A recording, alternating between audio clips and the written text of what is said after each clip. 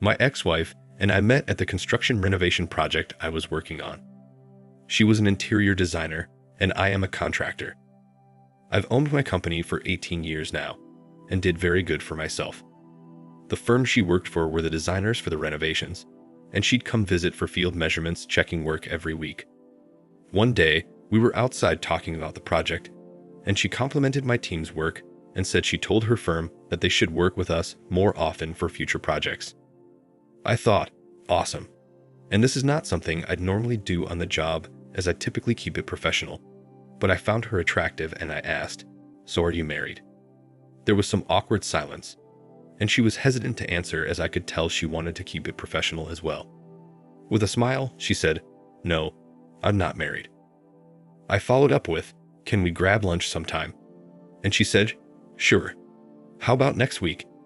That's when she was coming back out to check the progress of some work on the project.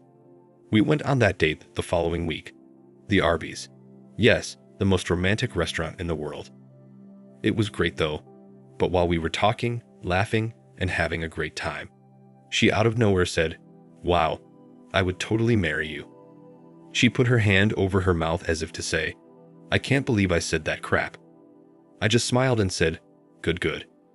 Until the project was completed, we had lunch every week at Arby's. That was our go-to spot.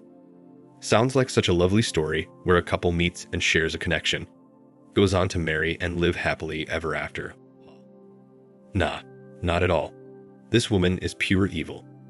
We married in 2013 after being exclusive for 3 years and dating, knowing each other for 1.5 years. Her firm held Christmas company parties every year and I'd attend. I remember the first one we went to. This guy, John, was very touchy-feely with her. She would shrug him off or whatnot, but every year he was like that.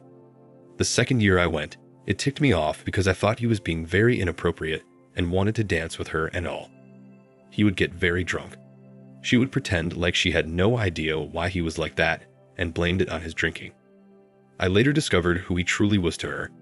We didn't stay the night after the party, and we argued all the way back to my place.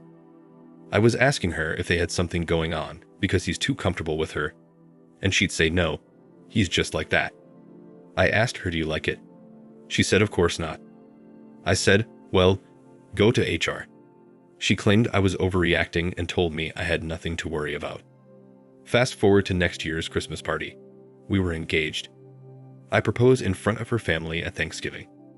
At her firm's Christmas party, everyone was congratulating me, and old Johnny Boy was muddying the heck out of me the whole night, not even talking to my wife this year. I'm not exaggerating, he looked like a white Ice Cube when Ice Cube does that mad face, just like it. Almost like he was trying to intimidate me. John is an assistant project manager or something like that. He pretty much does the work his higher-ups don't want to do.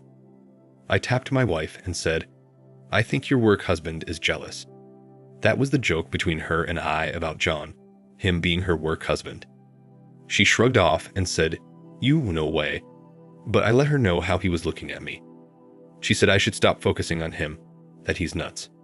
So, we ignored him for the rest of the night. We went on to get married in July 2013. Interesting how our reception, I wanted the DJ to play one of my favorite songs from J. Cole at the time. It's called Power Trip.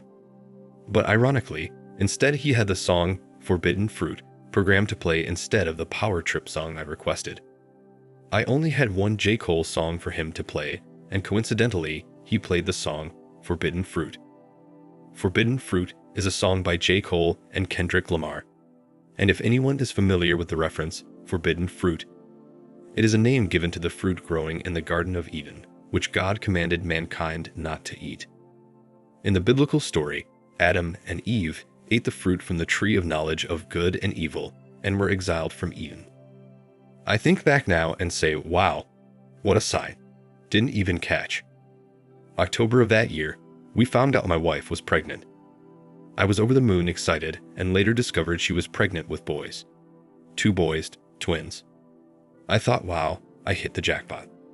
Fast forward to her Christmas party 2019 at her firm. She said she wanted to go alone this year and I should stay home with the kids. Her excuse was that she was overwhelmed with everything and needed a night out for herself. I wasn't happy about this, but ended up staying home with the boys that night. She didn't come home that night like she said either. I blew up her phone until it started going straight to voicemail. She got home the next morning, and I went off on her. I just felt in my guts something was wrong. She said she drank too much and fell asleep in another female co-worker's room. She started crying and said, "I finally get some freedom and I'm accused of wrongdoings." I was so ticked. The crying didn't even work and I continued to snap at her. "You need to grow the heck up. You're an adult with a family. I don't mind you going out alone, but don't try to lie to me and avoid my calls like that ever again." She ran into the room and 5 minutes later, I heard the shower turn on. My kids were still asleep, so I went straight for her phone. I just had a gut feeling, man. The phone was locked, so I demanded her to give me the passcode, but she refused, saying I was crazy and that she's taking the children to her mom's, that I'm scaring her. I calmed down and I sat on the couch until she got out of the shower. When she came out to the living room area, I told her I was leaving. I just needed some air. I didn't want to leave the boys unattended. I grabbed my keys and I left. I drove to Bob Evans. After eating, I stayed drinking coffee and realized I had my headphones with me. I turned on Apple Music, shuffled my playlist, and guess what song came on? I kid you not. It was J. Cole's Forbidden Fruit song on the Born Sinner album. I remember thinking, this is the song the DJ played at my wedding that I had not requested. It hit me right then and there. Something in my gut told me that this woman was lying to me, and I was determined to get to the bottom of it. I Google searched how to hire a private investigator. I ended up finding a guy and contacted him via Facebook. I told him my situation, and he was certain he could help. I'll be honest, I was not optimistic about the PI. I kind of figured it was just all BS. Though I remembered my wife's co-worker's name, John, I won't say his full name, but I searched him on Facebook. Found him easily, especially knowing his middle initial from their company website. I friended him, as his page was private, and messaged him asking if he and I could talk. He accepted my friend request and said, "Who are you?" Not sure how he didn't know who I was, with my wife and I picture in the profile at the time. But I told him who I am and who my wife is, and he replied, "Dude, it's over between her and I. Whatever freaky crap y'all got going on, I don't want anything to do with it anymore. Have a great day." I replied, "Over with what? Dude, what's your number? Please, man, please." He's asking for my number. I gave it to him. Few minutes later, I got a call from an unknown number. It was him. When I found out it was him, I asked, "Dude, what do you mean it's over between you and my wife?" He said, "She told me that you knew and that you all had an open relationship where both of you had one other partner. You had some girl and she had me, but I was done 7 months ago after she gave me the chlamydia you gave her, you piece of crap." "What? I don't have any chlamydia." He said, "Well, she did, and she gave it to me. She said she had no idea, and you are the only person that could have given it to her. I knew not to sign up for you all's freaky situation. I said my wife and I were never in an open relationship." He said I should take it up with her then, that he doesn't even speak to her anymore and avoided her at work, and he immediately hung up the phone. I was sweating bullets at this time, sitting in my car. It was cold outside, by the way. I was scared I had STDs. My team was able to handle work while I was away for a week. I had to get checked for STDs, contact a lawyer, and DNA test my boys. My plan was to never say anything to her, just file for divorce, get everything in order, and hit her with it. I got back home, and she and the boys were gone. I assumed they were at her mother's like she said. Later that day, I got a call from the private investigator. I updated him on some stuff, and he wished me luck. He explained how he could get evidence for me. 1, he was to do some background investigation.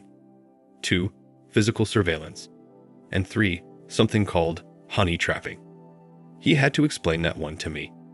When he said the last thing, honey trapping, I really thought this guy was full of it. I'm glad I didn't write him off though. He told me he was an ex-police officer. A 54-year-old man who hit the lottery for $40,000 a year after he divorced his cheating wife. He told me he used the $40,000 to go into business with his brother in 2013. They both sold that company 1 year later to a startup tech company. His brother was some type of IT guy who developed some software. I don't remember the name of the company they sold their company to, but apparently, it's a very well-known company. He didn't say he was a millionaire, but he said he never has to work again. Though he left the force and later started to get bored, so he started this private investigation service. He travels all around the US helping people if he needs to. He helps very wealthy people to your average Joe. He said he's also assisted with helping women get evidence on their cheating husbands. He does not discriminate because he despises cheaters. His ex-wife was a cheater, and 1 out of 5 of their kids they had together was not his.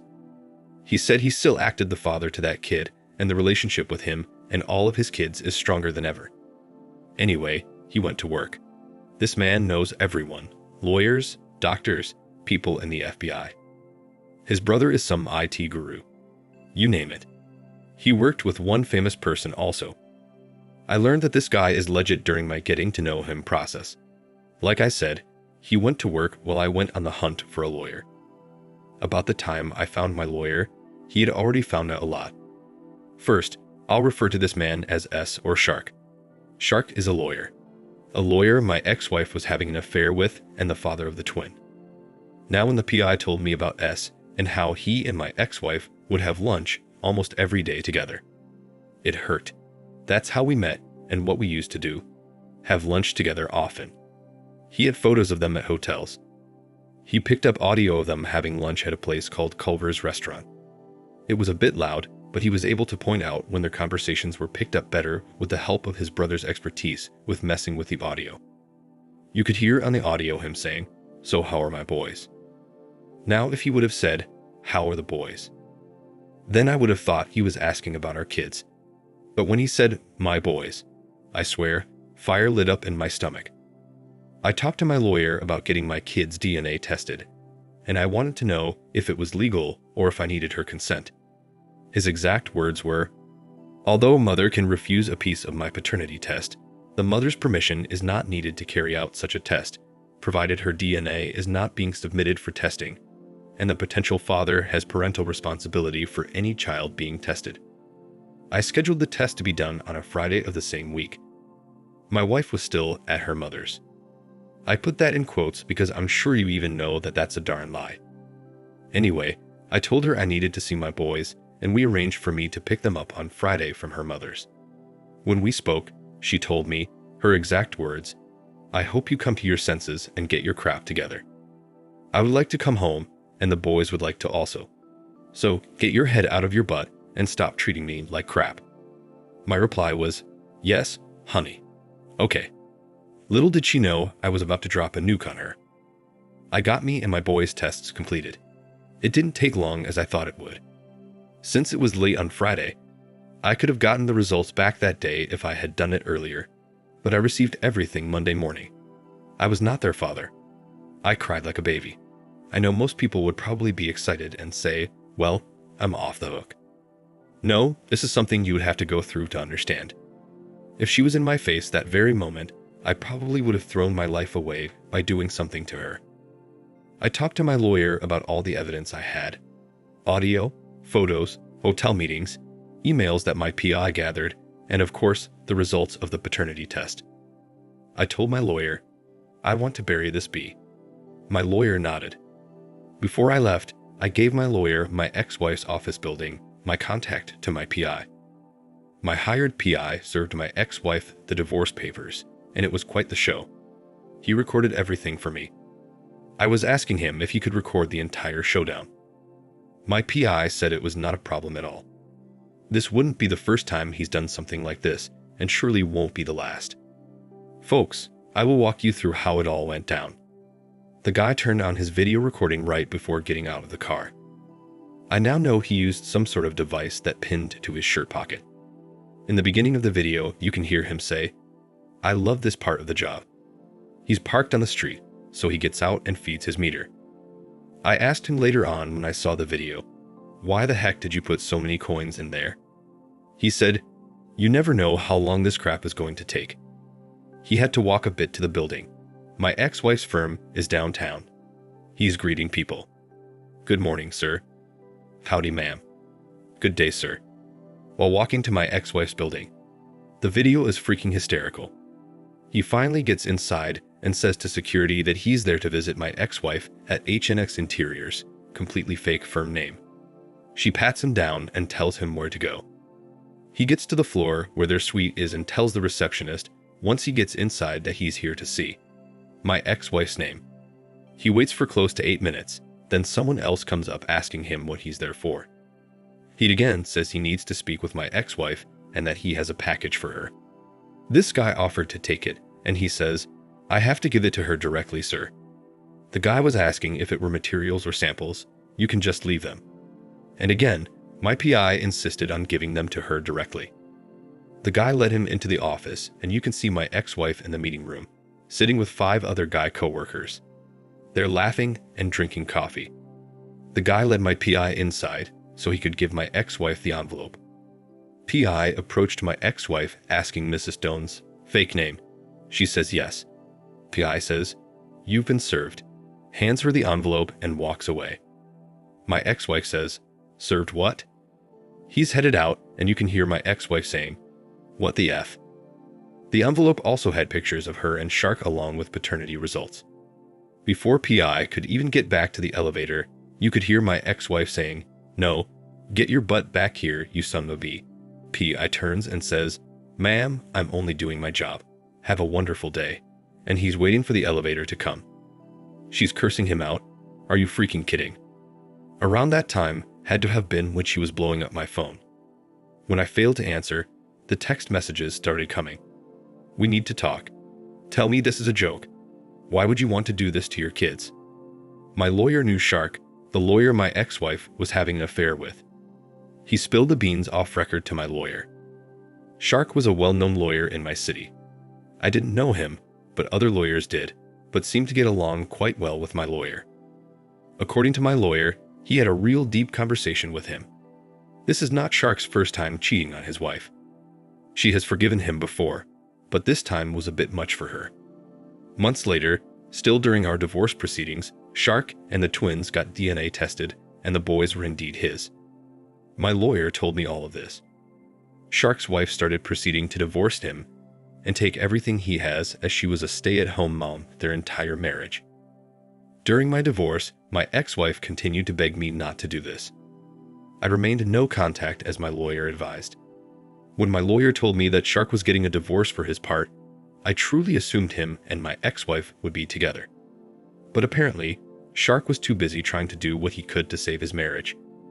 My ex-wife was fired from her job, not because of any infidelity she had with John, but she lost it one day and went off on a client on the phone. Apparently, it wasn't the first time it happened that month. I guess the stress of divorce was wearing on her, and she would snap at everyone, and her job performance was terrible. Though she was eventually replaced and fired, she cried in our small court hearing, saying how she has nothing now because she is getting fired and all of the stress of divorce. I found out the details of why she was fired exactly through one of her coworkers. They told me everything, and how John told some of them that she gave him chlamydia. I was asking the coworker to be honest with me. I wouldn't be upset. I asked her, "Did you and others know that my wife was cheating on me with John or anyone else?" Ex-wife's coworker said, "Yeah. Who doesn't have a work husband or wife these days? Usually, it doesn't go past the office, but sometimes it happens." Even though I immediately got ticked, I thanked her for her honesty. I will never marry again. I will never tell any man to get married. It's just not worth it, fellas. Just stay single. Thank you for watching. Like, comment, and subscribe if you enjoyed the video. Until next time, I'll see you again. Take care.